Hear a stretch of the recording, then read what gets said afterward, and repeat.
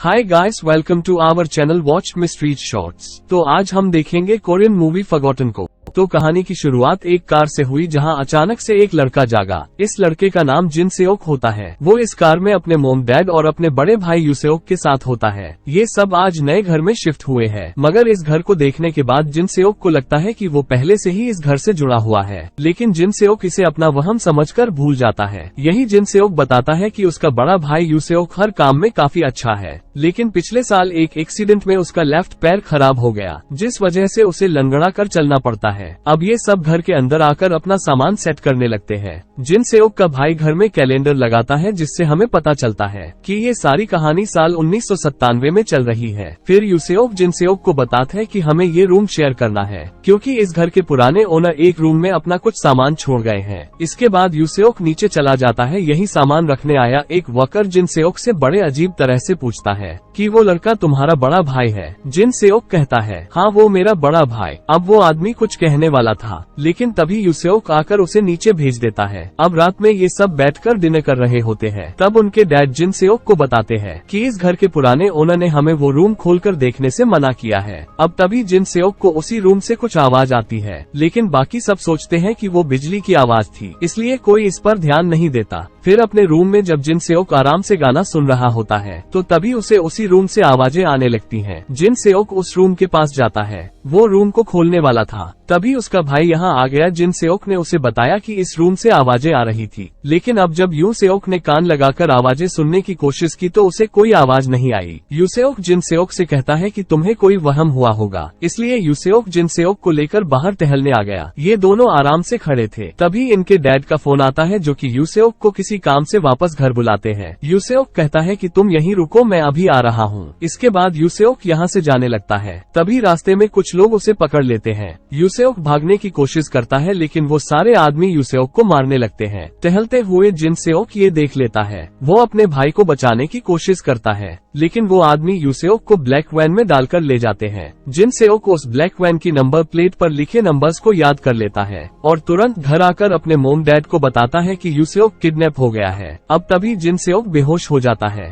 थोड़े दिनों बाद जिन सेओक को होश आता है। वो पूछता है कि उसका भाई कहाँ है। इस पर उसके मोम डैड उसे बताते हैं कि यूसेओक अब तक वापस नहीं आया है। वो कहते हैं हमने पुलिस में रिपोर्ट लिखवा दी है। अब थोड़ी देर बाद पुलिस ऑफिसर्स जिन सेओक से पूछताछ करने आते हैं। जिन सेओक उन्हें बताता है कि उसे किसी आदमी का चेहरा तो याद नहीं है, लेकिन उसने उस ब्लैक वैन का नंबर याद कर लिया था। जिन सेओक उन्हें उस ब्लैक वैन का नंबर बताता है, लेकिन पुलिस ऑफिसर्स कहते हैं कि इस नंबर की कोई भी ब्लैक वैन नहीं है। पुलिस ऑफिसर्स कहते हैं कि तुम्हें नर्वस ब्रेकडाउन प्रॉब्लम भी है, इस वजह से हो सकता है कि तुम्हें कोई वहम हुआ हो। अब इसके बाद 1 दिन, 2 दिन, 3 दिन, 1 हफ्ता, 2 हफ्ते ऐसे ही दिन बीतते चले जाते हैं, लेकिन पुलिस उसके भाई को नहीं ढूंढ पाती। फिर एक रात जब जिन सेओक अपनी दवाई खाकर सो जाता है, तो उसे कई सारे सपने आते हैं और उसकी आंख अचानक से खुल जाती है। तभी उसे उसी रूम का दरवाजा खुद ही खुलता हुआ दिखता है और वहाँ से कोई बाहर आ रहा होता है। जिन सेओक डरकर लेट जाता है। फिर थोड़ी देर बाद वो देखता है तो उसे कोई नहीं दिखता, मगर तभी उसे एक लड़की खून से लथपथ दिखती है, जिसे देख के जिन सेओक डर जाता है। तभी उसकी आंख खुलती है। उसे पता चलता है कि ये सब उसका सपना था। अब जिन जोक के मोम डैड उसके रूम में आते हैं और उसका भाई अब 19 दिनों के बाद आज वापस आ गया होता है, लेकिन इतने दिनों तक वो कहाँ था और उसके साथ क्या हुआ था, यूसेओक को इस बारे में कुछ भी याद नहीं होता। साइंस की दुनिया में इसे डिसोसिएटिव एमनेसिया कहा जाता है। इस कंडीशन में उस इंसान का दिमाग कुछ यादों को भूल जाता है। पुलिस ऑफिसर्स भी यूसेओक से पूछताछ करते हैं, लेकिन उन्हें कुछ भी पता नहीं चलता। जिन सेओक अपने भाई के वापस आने से खुश था, मगर फिर रात में जिन सेओक देखता है कि आधी रात में उसका भाई कहीं जा रहा है, लेकिन सुबह तक वो वापस आ जाता है। जिन सेओक नीचे आता है। इस दिन जिन सेओक अपनी दवाई लेना भूल जाता है। फिर वो अपने भाई यूसेओक से पूछता है कि कल रात तुम कहाँ गए थे, मगर यूसेओक कहता है कि मैं तो कहीं नहीं गया था। यूसेओक जिन सेओक से कहता है कि तुम्हें कोई वहम हुआ होगा।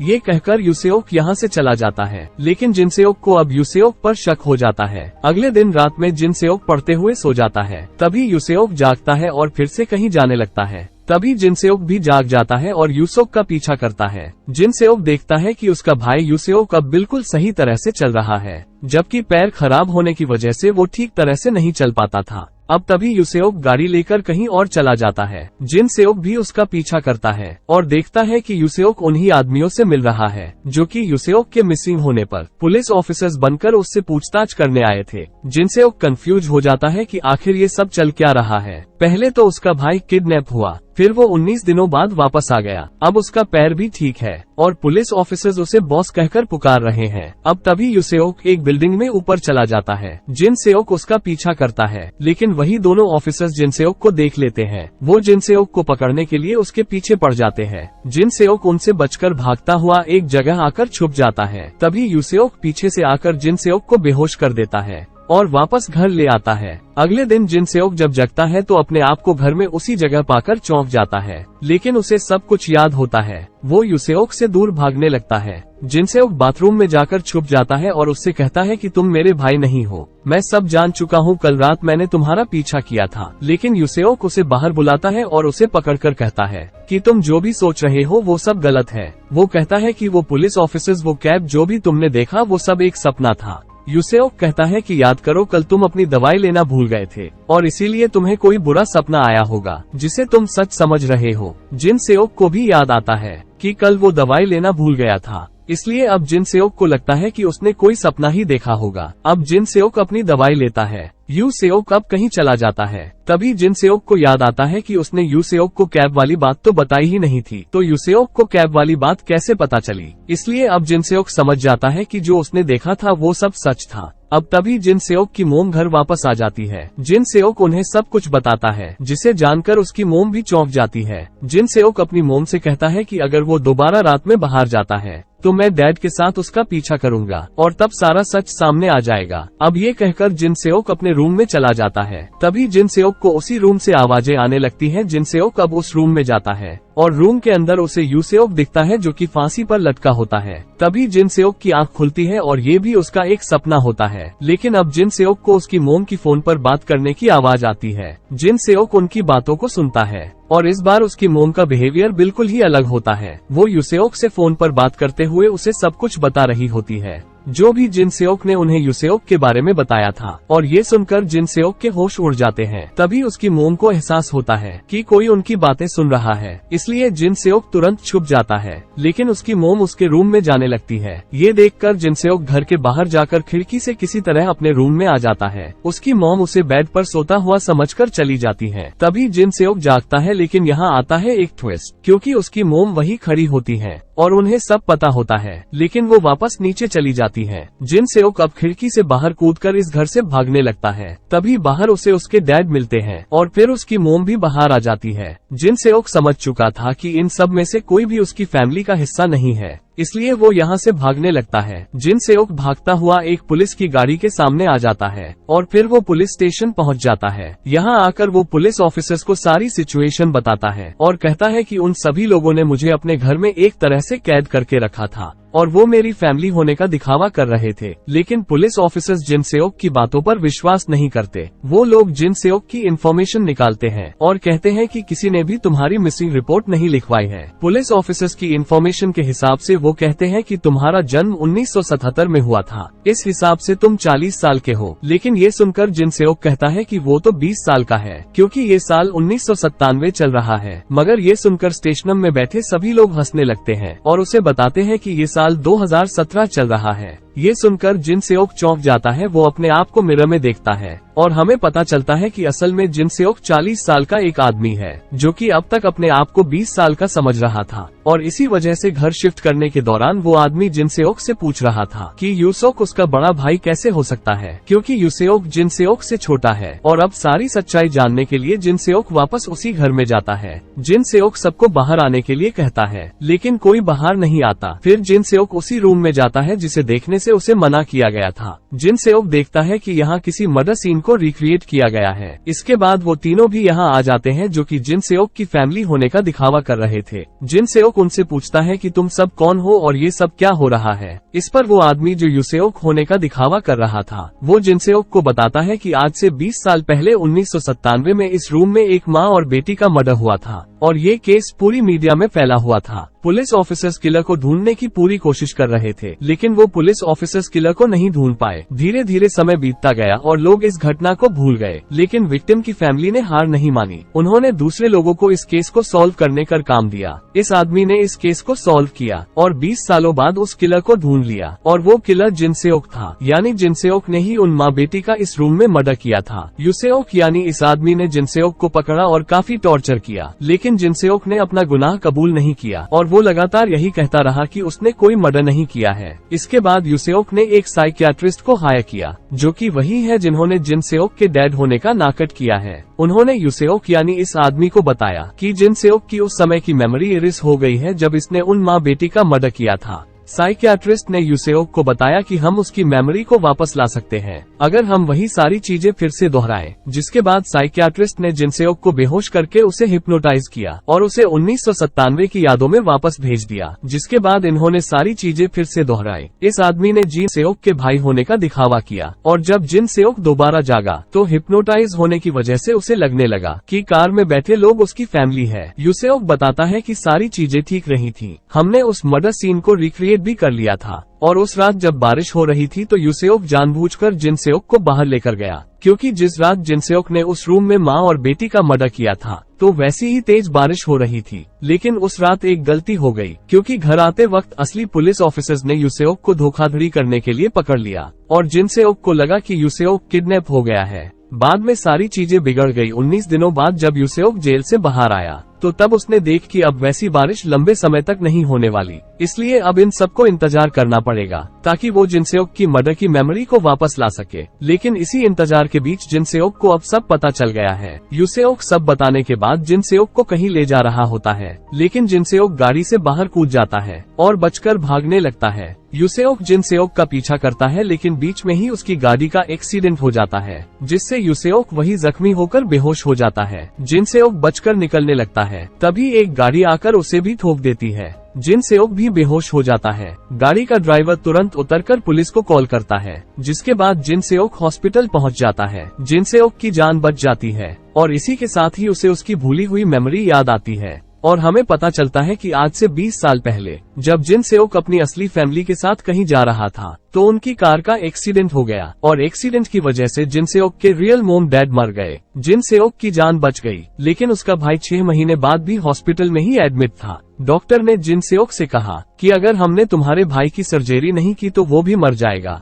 लेकिन जिनसेओक के पास सर्जरी के लायक पैसे नहीं थे। जिनसेओक जो कर सकता था उसने वो सब किया, लेकिन जिनसेओक पैसों का इंतजाम नहीं कर पाया। मगर फिर उसे एक फोन आया। फोन के दूसरी तरफ वही डॉक्टर था जो कि उसके भाई की सर्जरी करने वाला था। उसने जिनसेओक से कहा कि मैं तुम्हें पैसे दे दूंगा, लेकिन तुम्हें मेरे लिए एक मर्डर करना होगा। जिनसेओक ये बिल्कुल भी नहीं करना चाहता था, लेकिन अपने भाई की जान बचाने के लिए जिनसेओक मर्डर करने के लिए तैयार हो गया। डॉक्टर ने जिनसेओक को एड्रेस बताया और कहा घर में 2 बच्चे और उनकी मोम होंगी, तुम्हें माँ का मर्डर करके वहाँ से निकल जाना है। जिनसेओक प्लान के अकॉर्डिंग रात में उस घर में पहुँच गया। उसके हाथों में चाकू था, लेकिन घर के अंदर आने के बाद जिनसेओक ने अपना इरादा बदल दिया। वो समझ चुका था एक जान बचाने के बदले दूसरी जान लेना बहुत गलत है, इसलिए जिनसेओक वहाँ से लगा। तभी वो औरत बाहर आ गई। वो जिनसेओक के हाथों में चाकू देखकर डर गई। वो औरत चीखने वाली थी, लेकिन जिनसेओक ने उसे ऐसा करने से मना कर दिया और कहा कि डरने की जरूरत नहीं है। लेकिन तभी उसकी बेटी नीचे आ गई। उनसे जिनसेओक के हाथों में चाकू देखा और डरकर चीखते हुए अपने रूम की तरफ भागी। जिनसेओक उसे रोकने उसके पीछे भागा।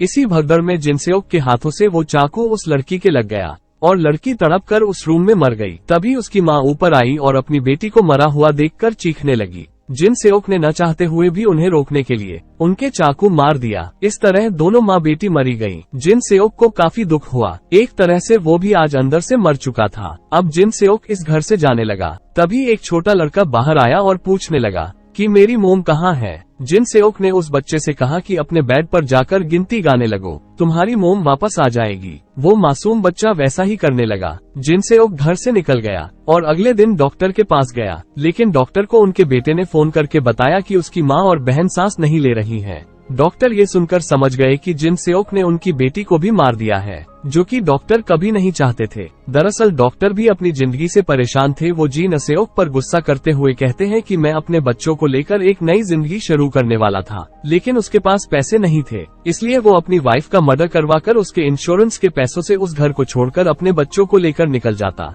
लेकिन अब जिन सेओक ने उनकी बेटी को मारकर डॉक्टर का सारा प्लान खराब कर दिया है, इसलिए डॉक्टर अब जिन सेओक को इस बिल्डिंग नीचे फेंकने वाले होते हैं, लेकिन डॉक्टर खुद ही गिर जाते हैं। जिन सेओक उन्हें बचाने की कोशिश करता है, लेकिन डॉक्टर नहीं बचते और आखिर में मर जाते हैं। इसी के साथ वो छोटा लड़का अब अनाथ हो जाता है। दूसरी तरफ जिन सेओक का भाई, जो कि इतने समय से हॉस्पिटल में था, वो भी मर जाता है और जिन सेओक भी अकेला हो जाता है। इतना बड़ा सदमा लगने की वजह से ही जिन सेओक अपनी ये यादें भूल गया था, लेकिन अब हॉस्पिटल जिन सेओक को सब याद आ चुका है। फिर यहाँ यूसेओक यानी वही आदमी आता है और बताता है कि जो छोटा लड़का 20 साल पहले तुम्हारी वजह से अनाथ हो गया था, वो मैं ही हूँ। और अब यूसेओक एक इंजेक्शन लगाकर जिन सेओक को मारने वाला होता है। तभी जिन सेओक कहता है कि तुम्हें मुझे मारना है तो खुशी से मार दो, लेकिन पहले सच जान लो। सच का नाम सुनकर यूसेओक कहता है, बताओ तुमने उन्हें खुद से मारा था या किसी ने उन्हें मरवाया था? यूसेओक कहता है कि क्या उनके हस्बैंड ने उन्हें मरवाया था, क्योंकि केस की जांच करने के बाद उसे पता चला था कि उसकी मोम की इंश्योरेंस की रकम काफी थी और उसके डैड उन्हें मारवा सकते थे। लेकिन जिनसेओक जब ये सुनता है तो झूठ बोल देता है कि नहीं, मैंने उन्हें खुद से मारा था, किसी ने मुझे मारने के लिए हायर नहीं किया था। ये सुनकर यूसेओक समझ जाता है कि जिनसेओक झूठ बोल रहा है। वो जानता था कि उसके डैड ने ही उसकी मोम को मरवाया था और इस चीज को कंफर्म करने के बाद यूसेओक जिनसेओक को बिना मारे ही यहाँ से चला जाता है और हॉस्पिटल की विंडो ने नीचे कूदकर अपने आप को मार लेता है। इधर सब कुछ याद आने के बाद जिनसेओक भी अब जीना नहीं चाहता था, इसलिए यूसेओक के लाए इंजेक्शन को जिनसेओक अपने अंदर इंजेक्ट कर लेता है और इस तरह यूसेओक और जिनसेओक दोनों ही मर जाते हैं। अब मूवी के आखिर में हम साल 1997 के जिनसेओक की फैमिली के एक्सीडेंट के कुछ समय पहले के सीन को देखते हैं, जहां हमें पता चलता है कि जिनसेओक एक्सीडेंट से कुछ समय पहले भी उस बच्चे से मिला था। वो इस बात से अनजान था कि नॉर्मल जिंदगी जीने वाला जिनसेओक कुछ समय बाद इसी बच्चे को अनाथ करके एक किलर बन जाएगा। और अब इसी एंडिंग के साथ ये कहानी यही खत्म हो जाती है। दोस्तों, ऐसी ही और वीडियोस देखने के लिए वीडियो को लाइक करके चैनल को सब्सक्राइब कर ले।